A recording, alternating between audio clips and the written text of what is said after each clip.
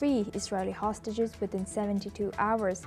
The agreement, backed by U.S. President Donald Trump's initiative, includes a phased troop withdrawal from Gaza as Israelis gathered at Hostage Square in anticipation of the deal's implementation. The United States will deploy 200 troops to support and monitor the ceasefire deal between Israel and Hamas, according to media reports. Meanwhile, Turkish President Recep Tayyip Erdogan has said Turkey will join a task force to oversee the agreement signed in Egypt, while Israel has confirmed that prominent Palestinian prisoner Marwan Barghouti will not be part of the prisoner release deal. Russia has launched missile and drone attack on Kyiv today, plunging the Ukrainian capital into darkness, damaging critical infrastructure and wounding at least 9 people, according to Ukrainian officials. Airstrikes have also killed a 7-year-old child in Zaporizhia and forced evacuations in the Donbas region.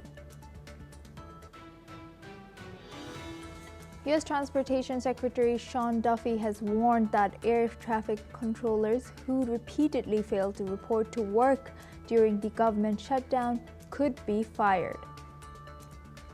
More than 3,300 flights were delayed on Thursday as the disruptions continued, prompting senators to urge airlines to issue refunds as government shutdown enters its 9th day. North Korean leader Kim Jong-un has praised friendly and cooperative ties with China as he hosted Chinese Premier Li Qiang and other foreign dignitaries for the 80th anniversary of the Workers' Party.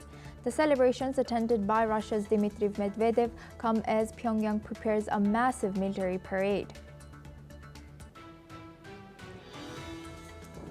Taiwan's President Lai Ching-te has unveiled a new T-Dome air defense system during National Day celebrations in Taipei. Aimed at providing multi-layered protection against Chinese military threats, Lai has announced plans for a special defense budget this year to boost Taiwan's military capabilities amid rising cross-strait tensions.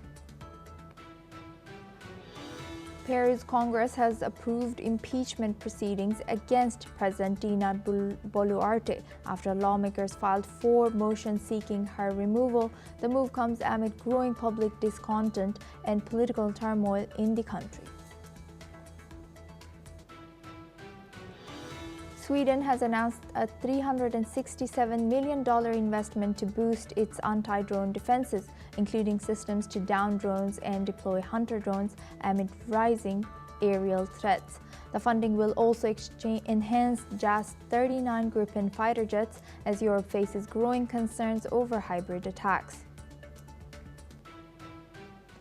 Now we move on to our first news. Israeli Prime Minister Benjamin Netanyahu has described a momentous development after his government approved the framework of a hostage release deal with Hamas, bringing both sides closer to ending over 2 years of hostilities in Gaza. The decision was made during a government meeting in Jerusalem, where U.S. Envoy Steve Witkoff and President Donald Trump's son-in-law Jared Kushner also provided remarks. President Netanyahu has called the agreement a diplomatic success and national and moral victory for Israel, highlighting that the release of hostages could lead to the end of the conflict. Let's listen into the comments made by both Netanyahu and U.S. Envoy Steve Witkoff. We're at a momentous development in the last 2 years. We fought during these 2 years to achieve our war aims. And a central one of these war aims was to return the hostages, all of the hostages, the living and the dead. And we're about to achieve that goal. We couldn't have achieved it without the extraordinary help of President Trump and his team, Steve Witkoff and Jared Kushner. They worked tirelessly. The hard job was the Prime Minister's. He had the job of protecting this country. He had the job of making tough choices with regard to how tough to be with Hamas, when to be flexible, when not to be flexible. I think to myself all the time, I lost sleep over it. What would I have done in some of those circumstances? The president believes that. My president believes it. He believes that Prime Minister Netanyahu made some very, very difficult calls. And here we are today because Hamas had to, they had to do this deal. The pressure was on them. They were backed up. And you've got the bigger army. You were making inroads. And that's what led to this deal. Now for this discussion, we're joined by Peter Baum. He's a foreign editor at Weekly Blitz, joins us live from London. Thank you very much, Peter, for joining us again. Good to see you. Now, given Netanyahu's description of the agreement as a diplomatic success, what challenges still remain? Huge challenges for all involved. Currently, we can only look upon this as being a triumph for diplomacy from all parties concerned. Of that, there is no doubt. But the challenges are huge. Will the agreement stick? Will the hostage release as envisaged take place? Will both sides keep to the rules of the game?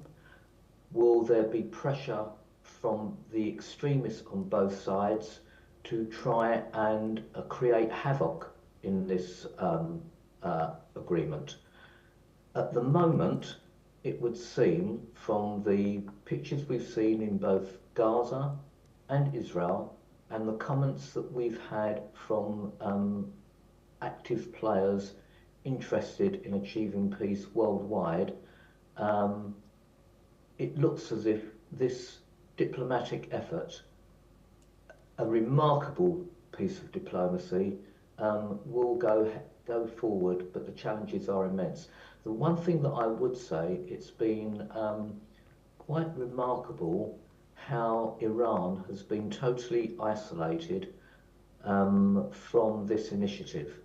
Although President Trump did make a comment, a hands-open comment to Iran to say that he hoped for negotiations in the future, it's quite remarkable how Iran, who were the main supporter and funder of Hamas, their child proxy, has been completely isolated from this peace initiative. Yes, from what you know, have you heard any Iranian ministers or presidents' comments on this, or are they willing to lend hand or help the Gaza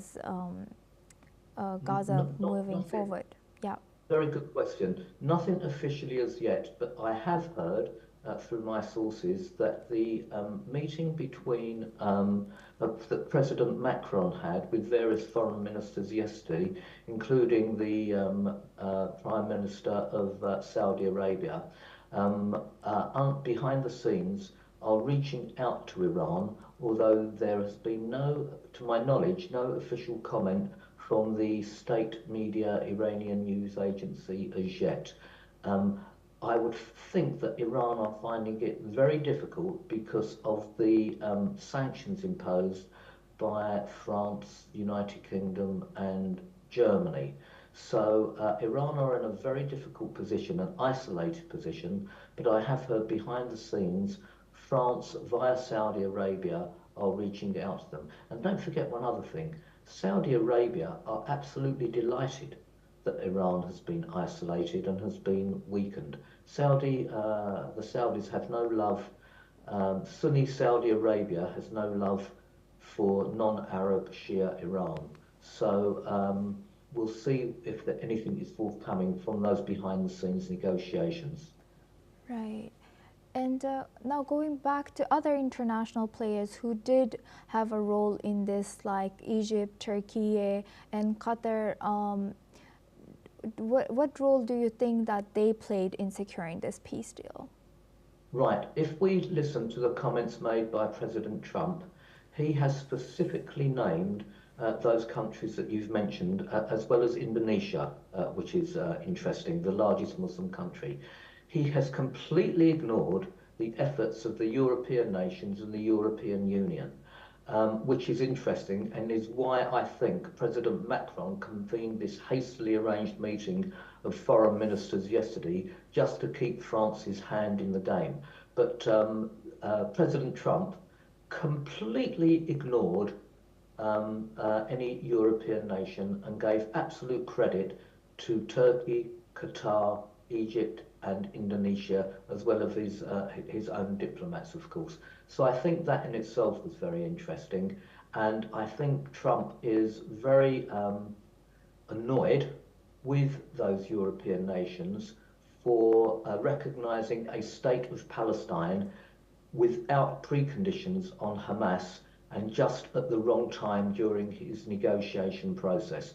It's typical of Trump to ignore them, and I think he has a right to do so. And frankly, Keir Starmer's is travelling in India at the moment, Yes. and it's clear that he and the UK government are not major influences on this decision process, although Starmer did come out and say that the United Kingdom played a behind-the-scenes role. Frankly, in the British media, that's being mocked.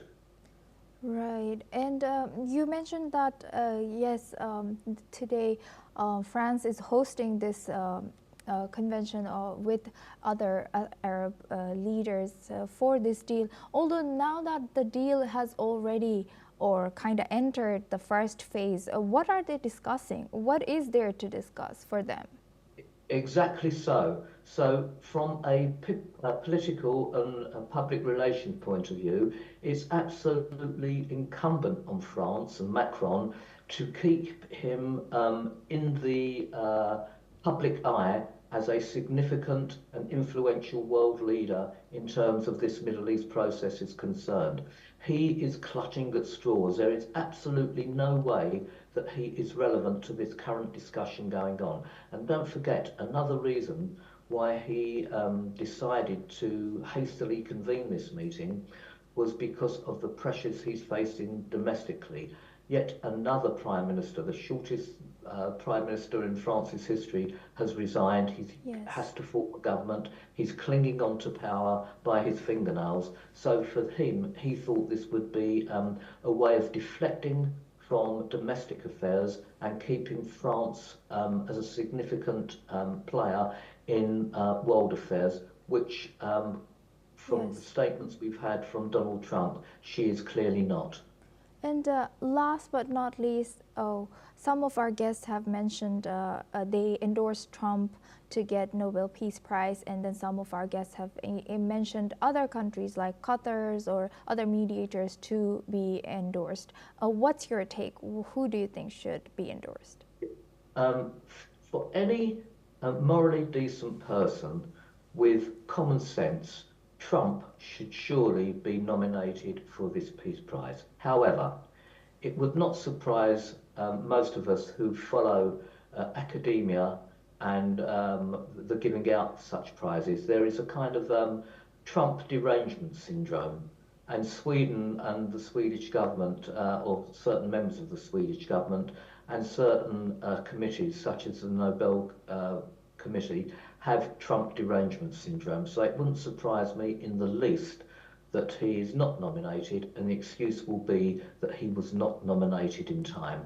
Let's see what happens, but if anyone deserves it, in the last 50 years, since World War II, it is certainly Donald Trump for what he's achieved, not only in the Middle East, but for the other conflicts that he has brought to an end, and the one, unfortunately, the Ukrainian-Russian conflict that he has been trying to bring to an end, but because of the Putin character, he has been able to do so. But he's certainly worthy of being nominated and receiving it, yes. Thank you very much, Peter Baum, for joining us and sharing that insight. Thank you. Now we move on. Ukrainian President Volodymyr Zelensky has reported widespread power outages across 9 regions of the country.